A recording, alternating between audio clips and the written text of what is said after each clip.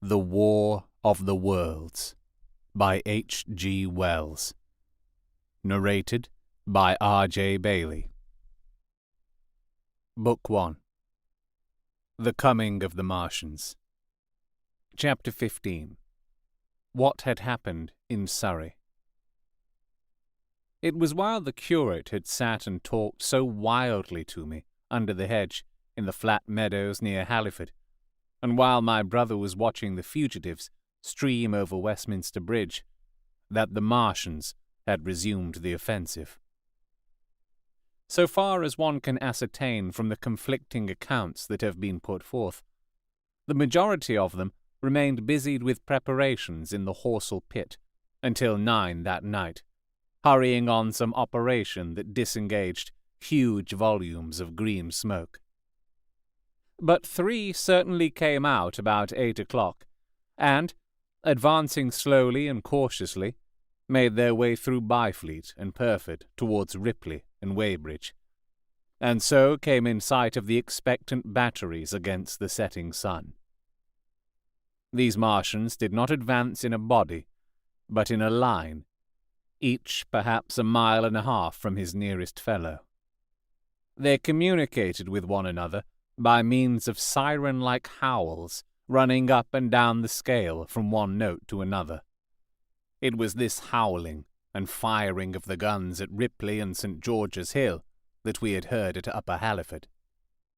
The Ripley gunners, unseasoned artillery volunteers who ought never to have been placed in such a position, fired one wild, premature, ineffectual volley and bolted on horse and foot through the deserted village, while the Martian, without using his heat ray, walked serenely over their guns, stepped gingerly among them, passed in front of them, and so came unexpectedly upon the guns in Painshill Park, which he destroyed. The St. George's Hill men, however, were better led or of a better mettle. Hidden by a pine wood as they were, they seemed to have been quite unsuspected by the Martian nearest to them. They laid their guns as deliberately as if they had been on parade, and fired at about 1,000 yards range. The shells flashed all round him, and he was seen to advance a few paces, stagger, and go down. Everybody yelled together, and the guns were reloaded in frantic haste. The overthrown Martian set up a prolonged ululation, and immediately a second glittering giant answering him appeared over the trees to the south. It would seem that a leg of the tripod had been smashed by one of the shells. The whole of the second volley flew wide of the Martian on the ground, and, simultaneously, both his companions brought their heat rays to bear on the battery. The ammunition blew up, the pine trees all about the guns flashed into fire, and only 1 or 2 of the men who were already running over the crest of the hill escaped. After this, it would seem that the 3 took counsel together and halted, and the scouts who were watching them report that they remained absolutely stationary for the next half hour. The Martian who had been overthrown crawled tediously out of his hood, a small brown figure, oddly suggestive from that distance of a speck of blight, and apparently engaged in the repair of his support. About 9 he had finished, for his cowl was then seen above the trees again. It was a few minutes past 9 that night when these 3 sentinels were joined by 4 other Martians, each carrying a thick black tube. A similar tube was handed to each of the 3, and the 7 proceeded to distribute themselves at equal distances along a curved line between St. George's Hill, Weybridge, and the village of Send, southwest of Ripley. A dozen rockets sprang out of the hills before them so soon as they began to move, and warned the waiting batteries about Ditton and Esher. At the same time, 4 of their fighting machines, similarly armed with tubes, crossed the river, and 2 of them, black against the western sky, came into sight of myself and the curate as we hurried wearily and painfully along the road that runs northward out of Halliford. They moved, as it seemed to us, upon a cloud, for a milky mist covered the fields and rose to a third of their height. At this sight, the curate cried faintly in his throat and began running, but I knew it was no good running from a Martian, and I turned aside and crawled through dewy nettles and brambles into the broad ditch by the side of the road. He looked back, saw what I was doing, and turned to join me. The two halted, the nearer to us standing and facing Sunbury, the remoter being a grey indistinctness towards the evening star, away towards Staines. The occasional howling of the Martians had ceased. They took up their positions in the huge crescent about their cylinders in absolute silence. It was a crescent with 12 miles between its horns. Never since the devising of gunpowder was the beginning of a battle so still. To us and an observer about Ripley, it would have had precisely the same effect. The Martian seemed in solitary possession of the darkling night, lit only as it was by the slender moon, the stars, the afterglow of the daylight, and the ruddy glare from St. George's Hill and the woods of Payne's Hill. But facing that crescent everywhere, at Staines, Hounslow, Ditton, Esher, Ockham, behind hills and woods south of the river, and across the flat grass meadows to the north of it, wherever a cluster of trees or village houses gave sufficient cover, the guns were waiting. The signal rockets burst and rained their sparks through the night, and vanished, and the spirit of all those watching batteries rose to a tense expectation. The Martians had but to advance into the line of fire, and instantly those motionless black forms of men, those guns glittering so darkly in the early night, would explode into a thunderous fury of battle. No doubt the thought that was uppermost in 1,000 of those vigilant minds, even as it was uppermost in mine, was the riddle: how much they understood of us.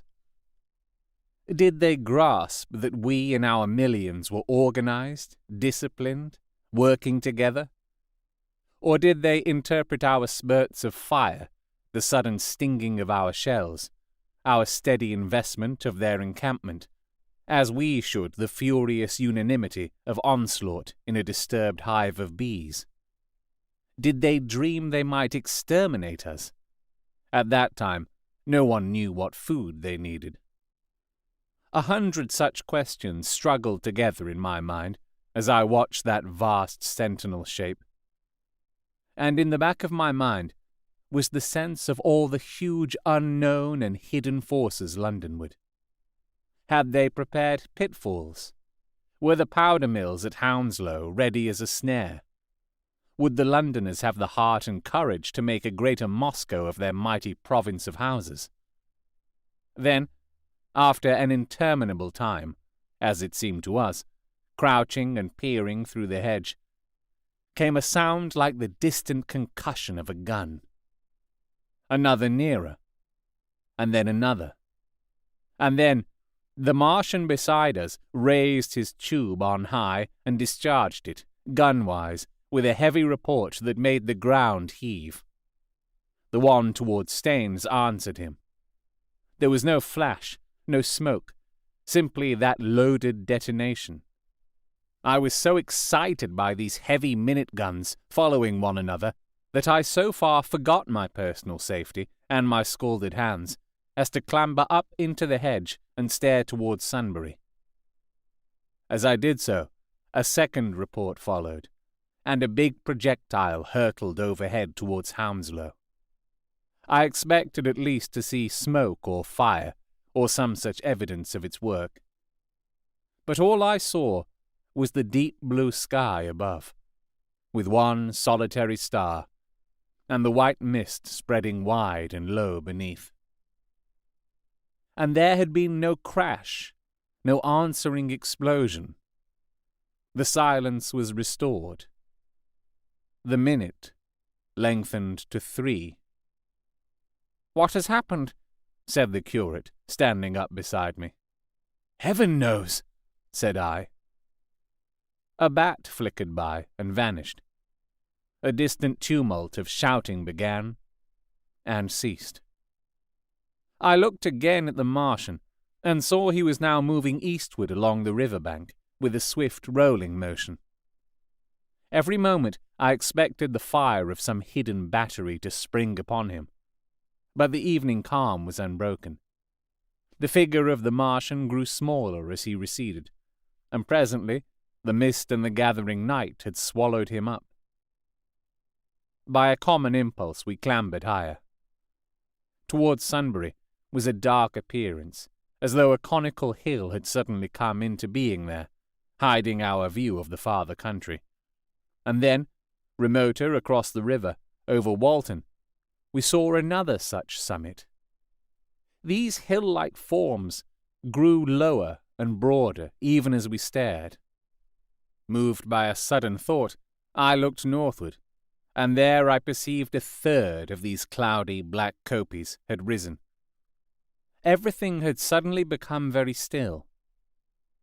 Far away to the southeast, marking the quiet, we heard the Martians hooting to one another, and then the air quivered again with the distant thud of their guns. But the earthly artillery made no reply. Now, at the time we could not understand these things, but later I was to learn the meaning of these ominous kopies that gathered in the twilight. Each of the Martians, standing in the great crescent I have described, had discharged, by means of the gun-like tube he carried, a huge canister over whatever hill, copse, cluster of houses, or other possible cover for guns chanced to be in front of him.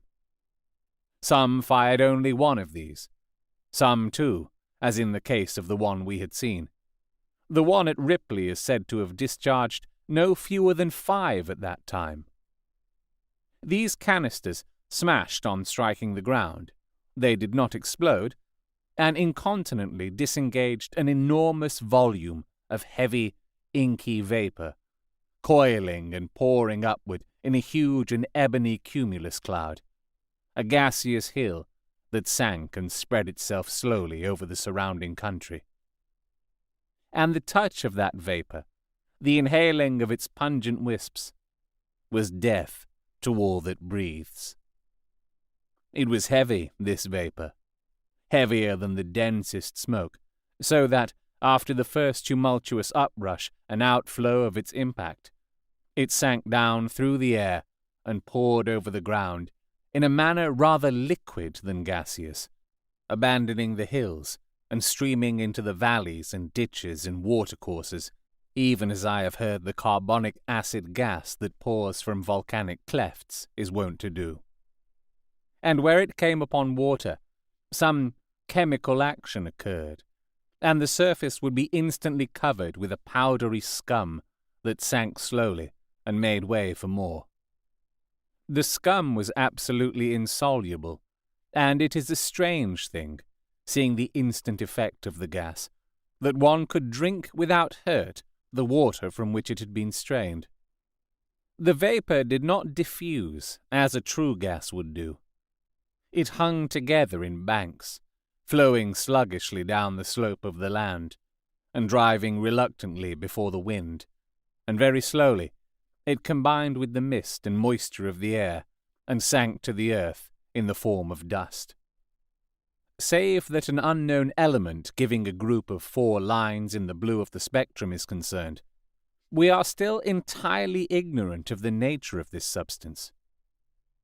Once the tumultuous upheaval of its dispersion was over, the black smoke clung so closely to the ground, even before its precipitation, that 50 feet up in the air, on the roofs and upper stories of high houses, and on great trees, there was a chance of escaping its poison altogether, as was proved even that night at Street Cobham and Ditton. The man who escaped at the former place tells a wonderful story of the strangeness of its coiling flow, and how he looked down from the church spire and saw the houses of the village rising like ghosts out of its inky nothingness. For a day and a half he remained there, weary, starving and sun-scorched, the earth under the blue sky, and against the prospect of the distant hills, a velvet black expanse, with red roofs, green trees, and later, black-veiled shrubs and gates, barns, outhouses, and walls, rising here and there into the sunlight. But that was at Street Cobham, where the black vapour was allowed to remain until it sank of its own accord into the ground. As a rule, the Martians, when it had served its purpose, cleared the air of it again by wading into it and directing a jet of steam upon it. This they did with the vapour banks near us, as we saw in the starlight from the window of a deserted house at Upper Halliford, whither we had returned. From there, we could see the searchlights on Richmond Hill and Kingston Hill going to and fro, and about 11 the windows rattled, and we heard the sound of the huge siege guns that had been put in position there. These continued intermittently for the space of a quarter of an hour, sending chance shots at the invisible Martians at Hampton and Ditton, and then the pale beams of the electric light vanished, and were replaced by a bright red glow. Then the fourth cylinder fell, a brilliant green meteor, as I learned afterwards, in Bushy Park. Before the guns of the Richmond and Kingston line of hills began, there was a fitful cannonade far away in the southwest, due, I believe, to guns being fired haphazard before the black vapour could overwhelm the gunners. So, setting about it as methodically as men might smoke out a wasp's nest, the Martians spread this strange, stifling vapour over the Londonward country. The horns of the crescent slowly moved apart, until, at last, they formed a line from Hanwell to Coombe and Malden. All night through their destructive tubes advanced. Never once, after the Martian at St. George's Hill was brought down, did they give the artillery the ghost of a chance against them. Wherever there was a possibility of guns being laid for them unseen, a fresh canister of the black vapour was discharged, and where the guns were openly displayed, the heat ray was brought to bear. By midnight, the blazing trees along the slopes of Richmond Park and the glare of Kingston Hill threw their light upon a network of black smoke, blotting out the whole valley of the Thames, and extending as far as the eye could reach. And through this, 2 Martians slowly waded, and turned their hissing steam jets this way and that. They were sparing of the heat ray that night, either because they had but a limited supply of material for its production, or because they did not wish to destroy the country, but only to crush and overawe the opposition they had aroused. In the latter aim, they certainly succeeded. Sunday night was the end of the organized opposition to their movements. After that, no body of men would stand against them, so hopeless was the enterprise. Even the crews of the torpedo boats and destroyers that had brought their quick-firers up the Thames refused to stop, mutinied, and went down again. The only offensive operation men ventured upon after that night was the preparation of mines and pitfalls, and even in that their energies were frantic and spasmodic. One has to imagine, as well as one may, the fate of those batteries towards Esher, waiting so tensely in the twilight. Survivors, there were none. One may picture the orderly expectation, the officers alert and watchful, the gunners ready, the ammunition piled to hand, the limber gunners with their horses and wagons, the groups of civilian spectators standing as near as they were permitted, the evening stillness, the ambulances and hospital tents with the burned and wounded from Weybridge. Then, the dull resonance of the shots the Martians fired, and the clumsy projectile whirling over the trees and houses, and smashing amid the neighbouring fields. One may picture, too, the sudden shifting of the attention, the swiftly spreading coils and bellyings of that blackness, advancing headlong, towering heavenward, turning the twilight to a palpable darkness, a strange and horrible antagonist of vapor striding upon its victims.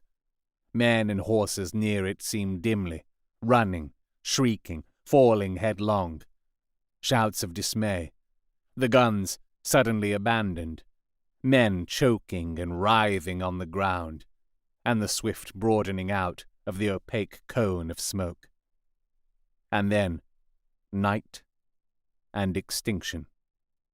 Nothing but a silent mass of impenetrable vapor hiding its dead. Before dawn, the black vapor was pouring through the streets of Richmond, and the disintegrating organism of government was, with a last expiring effort, rousing the population of London to the necessity of flight.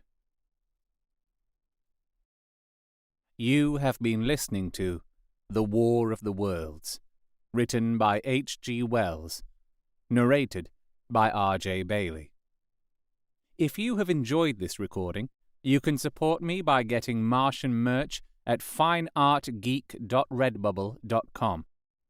If you're listening to this via podcast or on YouTube, you can also support me by liking, sharing, subscribing, leaving a review, and commenting where those things are applicable. You can talk to me on Twitter at RJ Bailey and at facebook.com/RJ Bailey Voice Artist. If you would like me to narrate your book, you can contact me at those places, or visit rjbailey.com. The War of the Worlds is a public domain book. However, this recording of it is copyright to me, RJ Bailey, 2021. I hope you'll subscribe and hit the notification button for the next chapter.